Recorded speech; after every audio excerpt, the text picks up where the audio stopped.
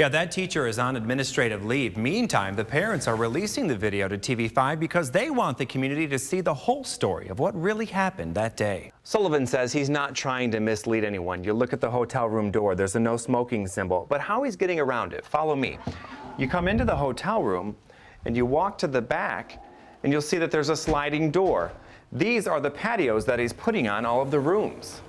There's a new rule at this year's Boston Marathon, no bags allowed. It's one of several new security measures announced by the Boston Athletic Association. Right now, you can't do this in most schools, churches, and stadiums, even with a permit. Sherry Hardman talks with the person who's proposing the change. It's an iconic piece of American history. You may recognize it. This is the very limo that was carrying President Kennedy 50 years ago today when he was shot. New details on the death of Dustin Frolka, the Owasso man who was found dying along I-69 more than a week ago. Two 18-year-olds and one 16-year-old from Saline face multiple charges, including felony murder and armed robbery with the use of brass knuckles. The three were formally charged as adults today in Clinton County. Police say they found cocaine, marijuana, and ecstasy in a truck that they believe Frolka was in, along with the suspects on the night of February 16th. If you wouldn't put your head in there to begin with, we wouldn't be in the situation. You're looking at video that only recently has come to light and led to the suspension of a local teacher. We first brought you the story yesterday of the incident last November at Oak Tree Elementary in Goodrich. An attorney for the parents of the boy says that teacher may have broken the law. James Felton has more. I went to her restaurant many years ago in Savannah. It was good food. Yeah, you can't go wrong when you're doing butter and cheese, and it's all good. Southern cooking. Well, gas prices are only expected to go up even more this week. Bikers sometimes seem pretty tough, don't you think? I'm sorry that we don't smell good I for wish you. it were me, but Are you sure you didn't put on any lotion or something? Because it is, I mean, not to take away from you, but it is more of a feminine smell that I've noticed. Yeah, that teacher is on administrative leave. Meantime, the parents are releasing the video to TV5 because they want the community to see the whole story of what really happened that day. How did you get in that situation? It's video no parent wants to see. An 11-year-old autistic child with his head stuck in a classroom chair. His 5th grade teacher, Nicole McVeigh, recording it on her cell phone while the entire class stood by. Do you want to get tasered? You can hear the Oak Tree Elementary teacher ask him if he wants to get tasered, and then the principal comes in referring to it not being an emergency. That principal resigned after the incident. He's in clear distress, stuck in this chair. The lack of compassion and then sending this video around or replaying it after the fact is indefensible. Patrick Greenfelder was hired by the boy's family as the incident has sparked so much controversy in the community. Greenfelder says the teacher is on paid administrative leave while private tenure hearings debating her future take place. Late last year, the board voted to fire her. Goodrich Superintendent Scott Bogner sent me this statement. Under Michigan's tenure law, that teacher has a right to a private hearing of any charges against her. The district is obligated to respect that right and will not discuss specifics of this case. This is really the only way that they have at this point to let the community know that there was more. This wasn't simply a teaching moment as it may be argued. Greenfelder says the incident happened in November and the community has rallied behind the teacher without seeing this video. And tonight at the Goodrich School Board meeting, parents continue to stick by her. She is very compassionate. She has taught the children compassion. She has taught them how to accept others. She loves the children. She is a very good teacher. She would never jeopardize or bully anyone. And there was no incidents whatsoever where that teacher bullied that student. Yes, she had a sense of humor and she tried to make light of the situation. We're told the boy was stuck in the chair for roughly 10 to 15 minutes. His parents' attorney says they are considering a lawsuit against the school district, but they want to wait and see how the tenure hearings play out for the teacher involved.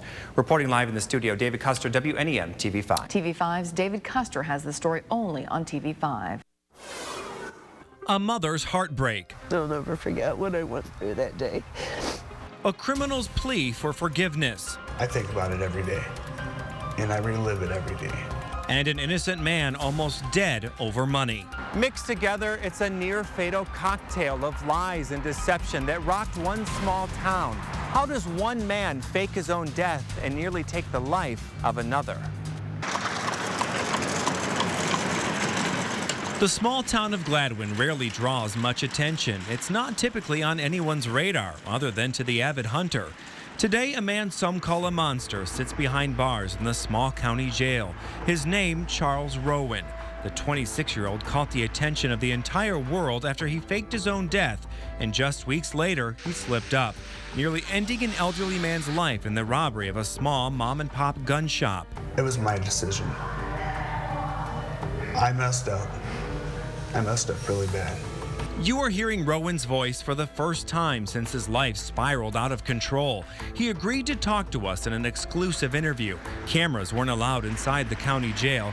He spoke to us through a thick piece of glass over a phone receiver. I got put in a position where it was either jeopardize my family getting hurt or disappear.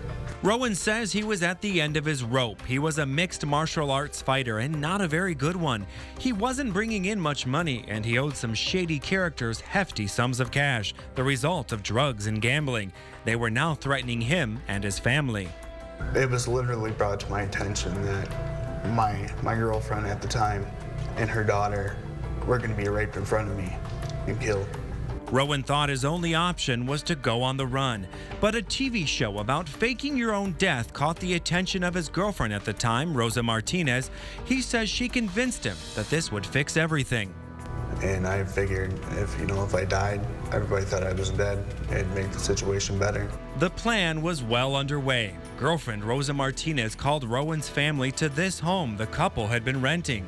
Martinez shed some tears and broke the bad news that Charlie was dead, even though Martinez knew he was in fact alive, hiding upstairs. There wasn't a memorial or a wake.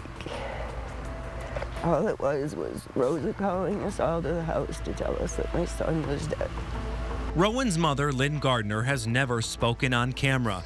She says she began to openly weep inside that home when she learned her son was now dead.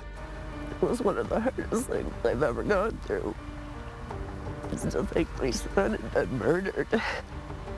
She didn't know that her son hadn't been murdered, and hearing the painful cries of his mother downstairs almost made Rowan scrap the entire plan and come clean. As soon as I heard her sobbing, it killed me because I couldn't go down there and say, hey, everything's going to be okay. For nearly 6 weeks, Rowan was confined to the upstairs bedroom. He would peer out this small window, making late-night trips to Rite Aid on the corner, and though he kept a low profile, rumors started surfacing that Rowan may in fact still be alive. There was never a body, no funeral. His girlfriend told him that the word spread to the guys he owed money. They wanted their money, and they wanted it now. The word got out that I was alive, basically, and I had an ultimatum. Jeopardize my family getting hurt or do what I had to do. Rowan Martinez and this man, Michael Bowman, devised a plan, all working together to rob Guns and Stuff just on the outskirts of town. Rowan beat the 71-year-old owner over the head with a hammer during the robbery. He miraculously survived, and days later, Rowan's mugshot appeared on TV as a person of interest. It was in that very moment that the man everyone thought to be dead was indeed alive. Rowan was back from the dead. I've been mourning all this time and grieving all this time, and now he's alive? How does that happen? What's going on? And I didn't really know for sure he was even alive until I seen his picture on TV that night. Rowan's mother says she always knew her son would end up behind bars or even dead, but she says knowing it and living it aren't the same. Heartbreaking to think that they could do this, especially to me, lie to me about it, and then to find out after all that time that he's alive. Where has he been? Why hadn't he been in touch with me before now? Rowan pleaded guilty to the charges that included armed robbery of Guns and Stuff. He says he will spend his days in prison righting the wrongs in his life and turning to God. I can't deny what I did. What I did was very wrong. But I think about the opportunities I'm going to have when I get out to try and to do something right with my life. His mom hopes her internal fight to rid herself of the anger she feels towards Charlie will finally come to light, so she can in fact walk away from the pain he's caused so many. I'm never going to live to see him on the outside again. So in a way, yeah, he might as well be dead. In Gladwin, David Custer, WNEM TV 5.